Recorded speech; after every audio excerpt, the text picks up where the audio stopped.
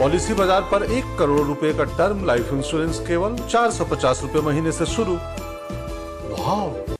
नमस्कार, NDTV India देख रहे हैं आप। ममता बिश्नोई। विपक्षी दलों पर कांग्रेस नेता राहुल गांधी का बड़ा बयान जो है वो आया। हमारी कोशिश है कि विपक्षी दल सहज महसूस करें, हम विपक्षी दलों का सम्मान करें। तो राहुल गांधी जहां एक तरफ विपक्षी दलों को साथ लेकर चलने की ओर इशारा अपनी बात में करते रहते हैं, भारत जोड़ो यात्रा उनकी चल रही है, उधर आप देखिए राहुल गांधी के पीएम उम्मीदवार बनने पर नीतीश कुमार का बयान आया है।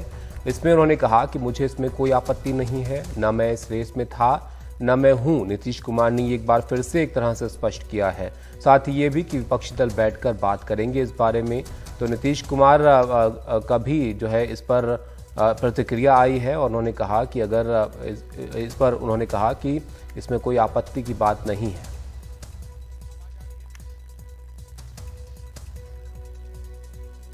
अगर आप समाजवादी पार्टी को देखें तो उनके पास एक नेशनल विचारधारा नहीं है। वो यूपी में जरूर उनकी पोजीशनिंग है और उसको उन्हें डिफेंड करना है, शायद उसलिए ना आए, बट नेशनल विचारधारा नहीं है। समाजवादी पार्टी का आइडिया केरला में नहीं चलेगा, कर्नाटक में नहीं चलेगा, बिहार में नहीं चलेगा। ठीक है, तो एक सेंट्रल आइडियोलॉजिकल फ्रेमवर्क स्ट्रक्चर की जरूरत है, वो कांग्रेस पार्टी ही दे सकती है और वो हमारा रोल है। मगर हमारा रोल यह भी है कि जो ऑपोजिशन के लोग हैं वो कंफर्टेबल फील करें और उनकी रिस्पेक्ट हो, म्यूचुअल रिस्पेक्ट, मतलब वो भी हमारी करें, हम भी उनके करें। हम लोग तो वही तो कर ही रहे हैं ना कि जरा उन लोगों का अपना चल रहा है, तो हम लोग तो वेट कर रहे हैं। बाकी सब पार्टियों से भी बात हुई है, एक बार मिलजुल करके काम करने का और आगे करने का ये बात हो रही है। और जहां तक सवाल है मुख्यमंत्री, तो ही उन्हीं लोगों को तय करना है। आए वो झूठे मेरे बारे में चलता, हम तो कितना बार कह चुके कि हम भाई नहीं है, हमारी न इच्छा है न हम इसके लिए सब बात है। हमारी इच्छा तो एक ही है कि अधिक से अधिक पार्टियां मिल करके चले, और जब मिल करके चलेंगे तो मिलजुल करके और इतना अच्छा उनको मत आएगा और बहुमत होगा कि वो फिर शासन करेंगे और ठीक ढंग से लोगों के बीच में आपस की सहमति के साथ हम लोग देश के विकास के लिए जो योजनाएं तय करेंगे उसके आधार पर हम लोग पूरे देश को और आगे करेंगे। यही तो हम लोगों की इच्छा है और उसमें कोई दिक्कत नहीं है। कोई नहीं, इसमें हम लोग कोई दिक्कत होती है। एक साथ बैठे पहले और एक साथ बैठ करके सब करें, क्या दिक्कत है उसमें।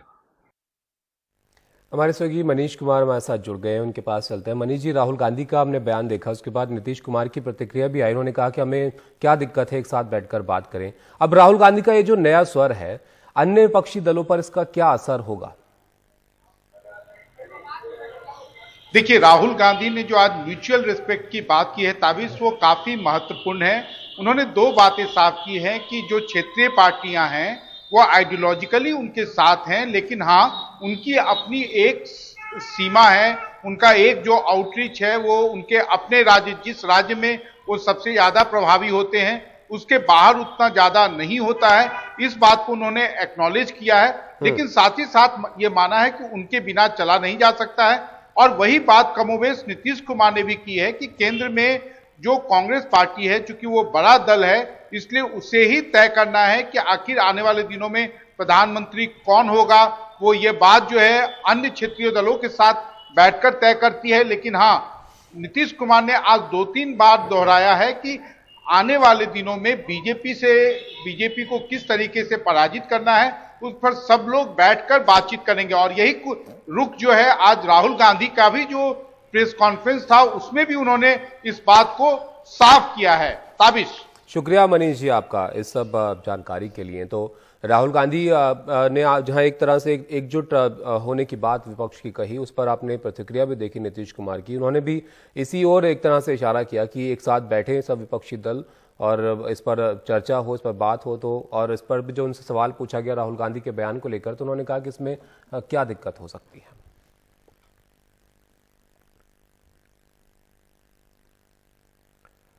राहुल गांधी ने कहा कि विपक्ष के नेता हमारे साथ खड़े हैं। 2024 के लिए विपक्ष को भरोसे में लिया जाएगा क्योंकि विचारधारा के स्तर पर ज्यादातर विपक्ष साथ में खड़े हैं।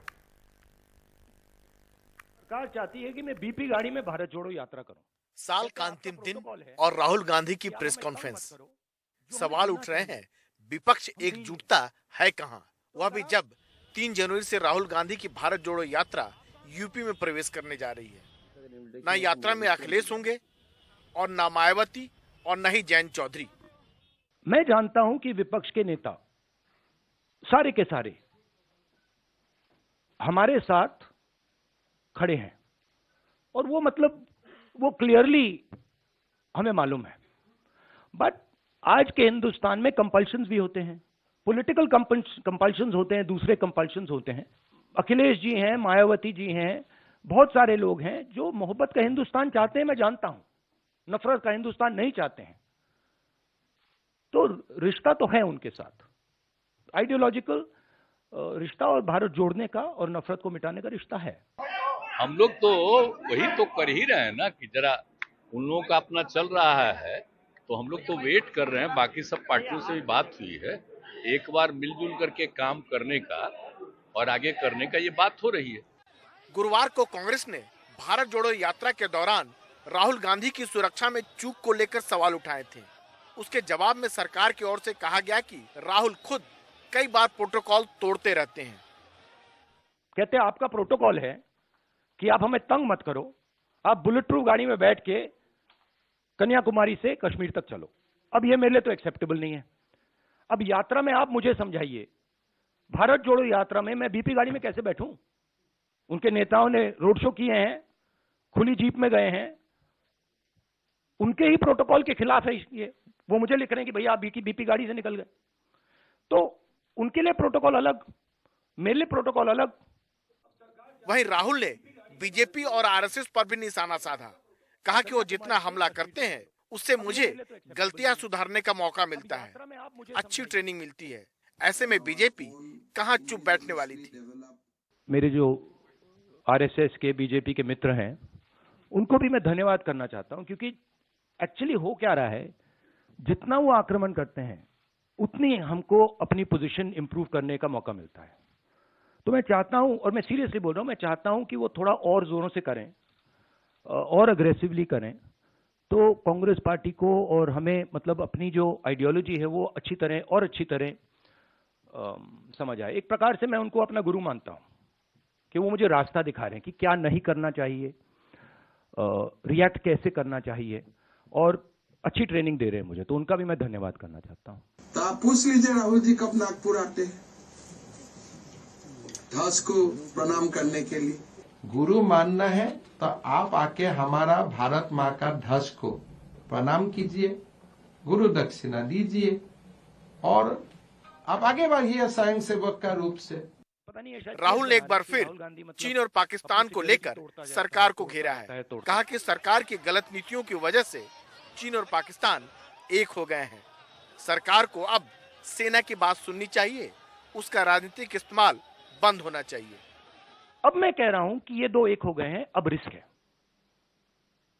और कहीं ना कहीं ये कुछ ना कुछ करेंगे। और पहला कदम इन्होंने ढोकलाम में लिया और दूसरा कदम इन्होंने लद्दाख में लिया। मेरे लिए, मेरी व्यू पॉइंट से ये प्रिपरेशन है। अगर नहीं है तो बहुत अच्छा, मगर मुझे लग रहा है कि ये प्रिपरेशन कर रहे हैं। और मैं सरकार को कह रहा हूं कि it is not if, it is when. Rahul Gandhi ने साफ किया कि 2024 में बीजेपी से राष्ट्रीय स्तर पर मुकाबला कांग्रेस ही करेगी। इसके लिए रीजनल पार्टियों को भरोसे में लिया जाएगा। उन्होंने यह भी साफ किया कि वो हमेशा सरकार पर हमला करते हैं, सेना पर नहीं। नई दिल्ली में मुरसलीन के साथ राजीव रंजन, एनडीटीवी इंडिया।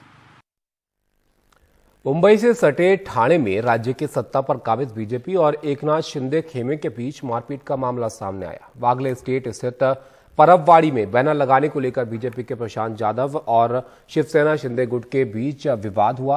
बाद में मौके पर पहुंची पुलिस ने दोनों पक्षों को समझा बुझाकर शांत कर दिया, लेकिन शुक्रवार शाम शिंदे खेमे के 15 से 20 लोगों ने प्रशांत को घेर कर पीटा, जिसमें उनके सर पर काफी चोट आई। स्थानीय बीजेपी नेताओं ने शिंदे गुट के पूर्व नगर सेवक विकास रेपाले और नम्रता भोसले को हमले का जिम्मेदार बताया है। बीजेपी ने पुलिस पर आरोप लगाया कि वो मामले को गंभीरता से नहीं ले रही है।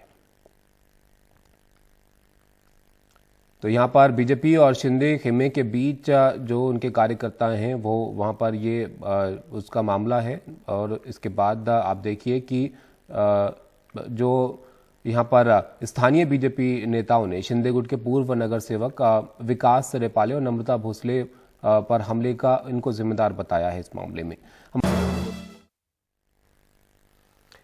नया साल 2023 दस्तक देने के लिए तैयार है और देश के सभी हिल स्टेशनों पर इस वक्त पर्यटकों की भारी भीड़ है। शिमला, कुल्लू मनाली, उदयपुर, महाराष्ट्र के रायगढ़ में हर जगह जबरदस्त भीड़ नजर आ रही है। ये तस्वीरें आप देखिए 4 अलग अलग शहरों की, जहां पर आपको सैलानी दिखेंगे बड़ी तादाद में।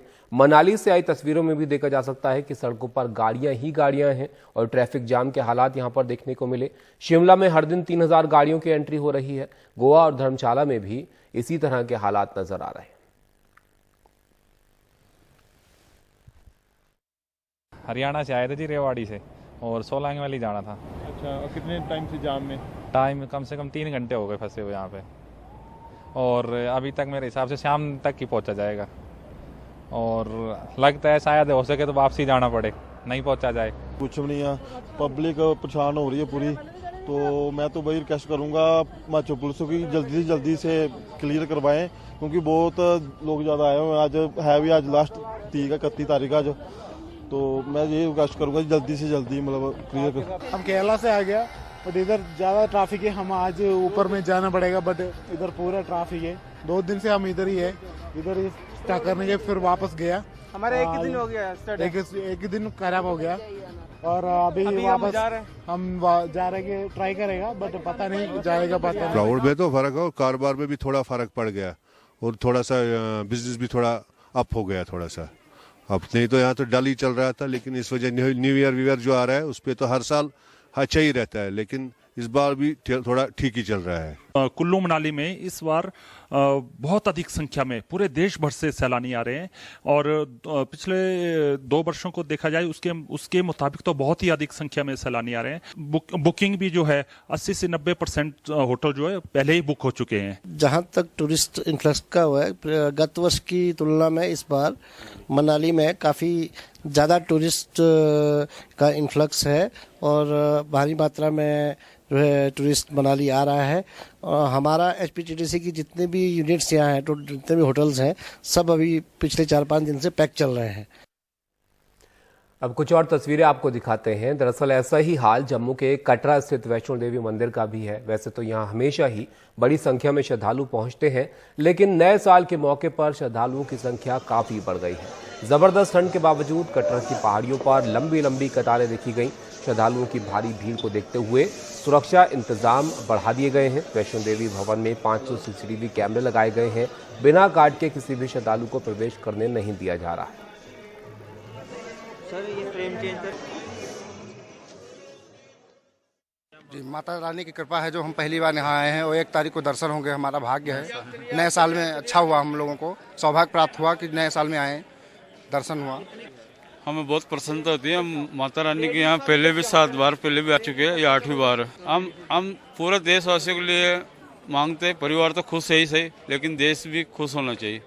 देश में खुशहाली का माहौल होना चाहिए। बहुत ज़्यादा एक्साइटमेंट है हम लोग को माता रानी के पास जाना है। कोरोना सब हटा देना है। हम लोग को हर तरह का माता रानी सबको स्वस्थ रखे, अच्छा रखे, यही मनोकामना करते हैं। नया साल 2023 दस्तक देने के लिए तैयार है। पश्चिम बंगाल के जलपाईगुड़ी में साल 2022 का आखिरी सूर्यास्त का नज़ारा बहुत ही खूबसूरत दिखा।